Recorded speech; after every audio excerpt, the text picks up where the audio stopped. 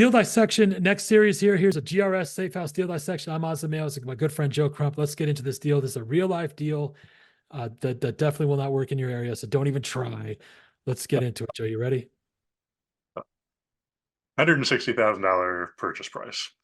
It's Perfect. odd how we're sticking around this price range here on all these deal dissections, right? Almost like they're safe houses or something. Yeah. Safe house, yeah. That they're 1% houses. They're houses that actually Get work. rich slow with, right?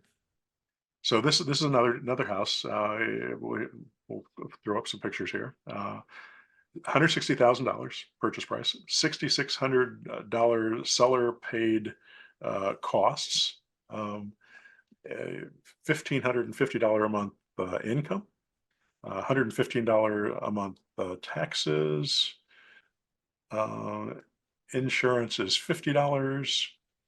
Um, so if you have a 80% mortgage on this $160,000 property, that's $128,000 mortgage at 8.5% on a full doc loan, amortized over 30 years.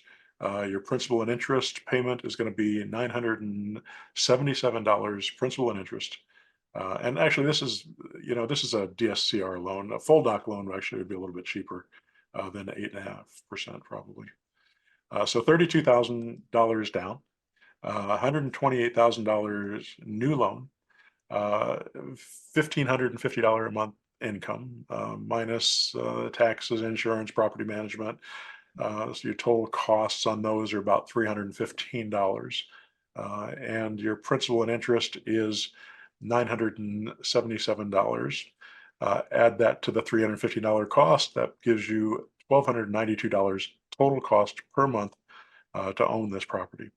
Your positive cash flow, if you subtract, 1,292 from 1,550, leaves you with $258 a month positive cash flow monthly.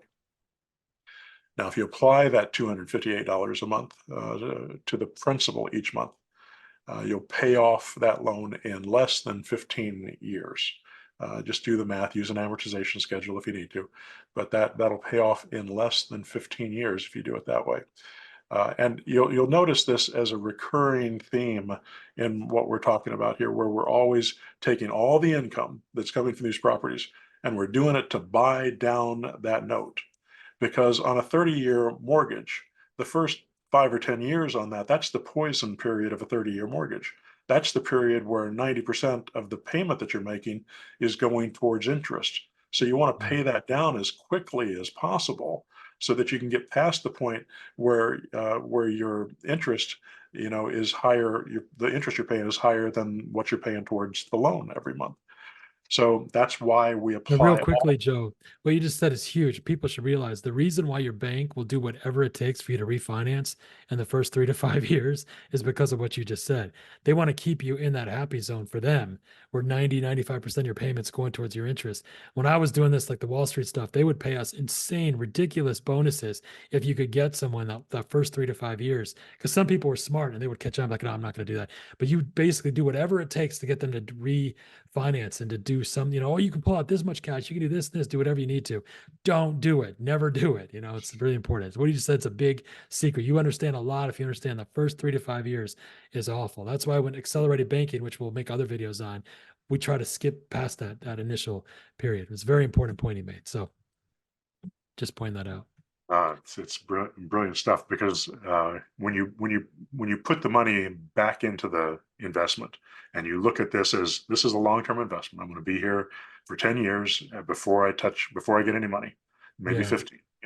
Somewhere between 9 and 15 is the average of what we see if you take all this money and put it back into the deal. And I suggest if you've got income coming in from another source, that you even put more money into it. Yeah. If you start putting in an extra, $500 a month in this, think how quickly this thing would pay off. Get You your know, kids to get a job. Yeah. yeah, you start having this thing paid off in 5 years. So okay, so applying that $258 a month positive cash flow to the principal pays it off in less than 15 years. Now we're also going to sell the property on a lease with an option to buy. And that is going to give us down payment assistance money, because the tenant is going to pay monthly, because we're going to finance part of their down payment. And you're going to be the beneficiary of that as the owner of the property. So you're going to get another, say, $240 a month on average down payment assistance. So if you get that extra $240, you add that to the 258 of the positive cash flow that you get. Now you're going to be able to pay off this mortgage, not in 30 years, but not in 15 years, but in 10 years. 10 years to pay this property off. So here's the formula for calculating the ROI on the investment. This is on a leveraged investment. So ROI equals net profit divided by total investment times 100. So a $149,000 house, it breaks down total cash investment, 32,000. That's 20% down payment. 7,000 is closing costs, approximately. So $39,000 total investment on this particular property. Total net profit, we'll calculate it with a 10% appreciation. That's $16,000 plus depreciation, 1%, $1,600 plus annual buy down on the note, about $1,200, probably a little bit more than that, plus $900 rising annual rent, because your rents go up every year.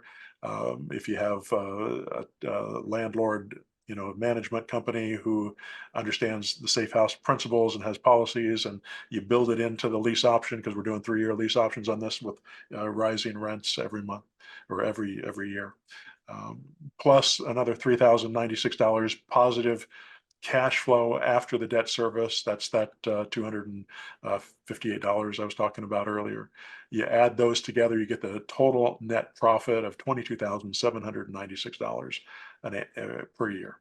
Now let's subtract some possible costs on that. So you're going to have potential vacancy, let's say 3% vacancy. We've talked about why I picked 3%. That's average for my portfolio. So you take $1,500 of rent times 3% times 12, that's $540 a year. Plus, you also have a potential repairs. Let's say 5% of your rent is repairs. So 1,500 times 5% times 12 equals $900 annually for repairs. And that's going to fluctuate over time, but we're just taking it as an average. Sometimes you can go for 5 years and not pay any repairs. And sometimes you're going to have a bigger chunk where you have to replace a furnace or something. So your net annual profit, $22,796. That's before your other possible costs, like your vacancy and repairs of $540 and $900. So that brings it down to $21,356 net annual profit. So you divide that 21,356 net annual profit by your total investment of $39,000 times 100 equals 54.76 return. So that's the return on investment on a leveraged real estate investment that's appreciating at 10% a year. That figures in debt service, appreciation, depreciation, buy down on the note, repairs, vacancies, taxes, insurance, property management costs. And if you only apply the money that's coming in from the tenant to the mortgage, it'll pay off the loan in 10 years if you're not pulling that money out and spending it.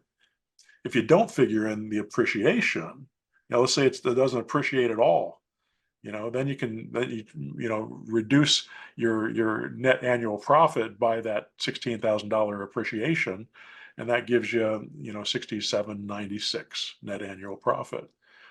Minus your vacancy and repairs. So that brings it down to a $5,356 net annual profit. You divide that $5,356 by your total investment, $39,000 times 100. Now you're at 13%, 13.73% return on your investment, almost 14% return on investment, if you don't have any appreciation at all. And again, properties in Indianapolis have appreciated 10% per year on average over the last 30 years without fail. Yeah. So over a 10-year period, we're talking about 100% value increase. So it goes from 150, 160,000 to $320,000 in value over a 10-year period when all your loans pay off, and now you start having income on that property. And that income is no longer at 1550 a month. That income has jumped up 5% a year. Now, so now you're at, $2,500, $2,600 a month over a 10-year period. And your expenses are what, 600 maybe by then. So now you got $2,000 a month of cash flow that you can spend every month per year. Plus, you have a property that's worth $320,000. This is all in the first 10 years. Yeah. I mean, I think um, Azam, when you talk, we talk about the difference between uh, investing in a stock and investing in real estate, and um, how that money works. You know where I'm going with this? Yeah. The compounding, you mean? Yeah. Income. Yeah. So But this, plus being able to own an asset that continues to appreciate while you, yeah. Yeah, so really the whole point of this is passive income. So generational wealth, all generational wealth is passive income reinvested. So how do we create passive income? It's equity times production. So if you took this, this has to do with taking the limited amount of resources and applying it, allocating it the best way. So with safe houses like this, if you aren't getting excited about this, it's not about the return, about the ROI, because even at the 14% worst case scenario with no appreciation, or the 54%, those are exciting numbers just on their own, just in a vacuum, those are exciting numbers. But even if that we take those out, what this means, to simplify it, is $1,000 a month forever, and that doubles every 10 to 15 years. So $2,000 a month. That's what a safe house is. That's why we buy in this price range. So for every one of these, you will make $2,000 a month forever, basically, and then it'll double every 10 to 15 years. $1,000 a month doubles every 10 to 15 years, so $2,000 a month. How else would you do that if you put that in the stock market, for example, which is the other big attraction? So the stock market may do good with your ROI, although it's not going to do better than 14% a year. Warren Buffett, by the way, was about 20% a year for like 60, 70 years. So that's, I mean, he's legendary. So when people talk about 50% a year, this is not something you're going to get. No one knows how to do this, sustainably, predictably, scale with any kind of scalability. But let's assume that they did. Even if you got this return, you'd have to keep all your money invested. You're not going to get $1,000 a month, because every time you take $1,000 out, that's $1,000 that's not compounding. It has to be compounded. You're not able to refinance it. You're not able to leverage it. You have to take all that money and reinvest every penny, and you have to keep doing that generationally. You're never able to take any money out. It's not like, oh, eventually you can take money out. You'll never be able to take that money out. So every time, every penny you take out is a penny that's not compounding.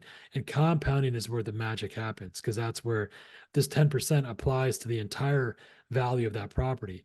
And this is designed to continue to compound. So the $150,000, if you take out $1,000 a month or $500 a month or whatever, the value doesn't change. So that compounding return, that 10% is applied to the entire amount, the 150,000. This is how the values double generally every 10 years or so. But more important than that, because it wouldn't really matter when we consider on the ROI, the more important thing is the income.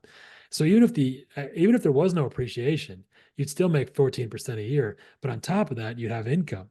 And that's the most important thing, because you could put that income towards anything else that you wanted.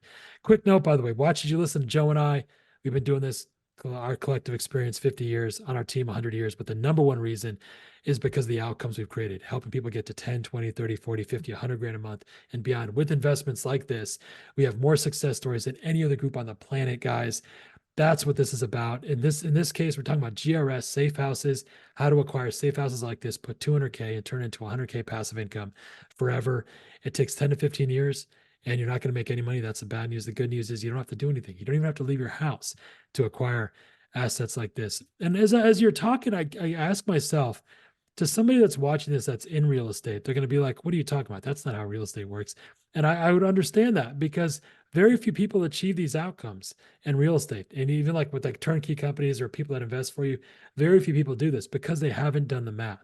Take any accountant, anybody that knows what to do, and any bean counter, and have them go through these videos, these deal dissections, and they would say, yeah, that number, that math tracks, that math is real. So then why isn't everyone doing it? It's because they haven't applied this math in real world scenarios. And that's what the deal dissection is all about. Yeah. Joe, Good stuff. Yeah, good stuff. good stuff. Good. So does that cover our question here with a real life deal dissection? Is that good? Yeah. I'm happy. Okay, good. All right. Well, Joe's happy. That's all I care about. All right, guys. So hopefully that answers your questions with this deal dissection. Please let us know if you have any questions. Go to the first link below, apply to become a GRS hero. We'd love to hear from you. Love@bigria.com with any questions. We'll take care of you, man. We got your back. So thank you so much. We'll see you next time. Thanks, guys. Thanks.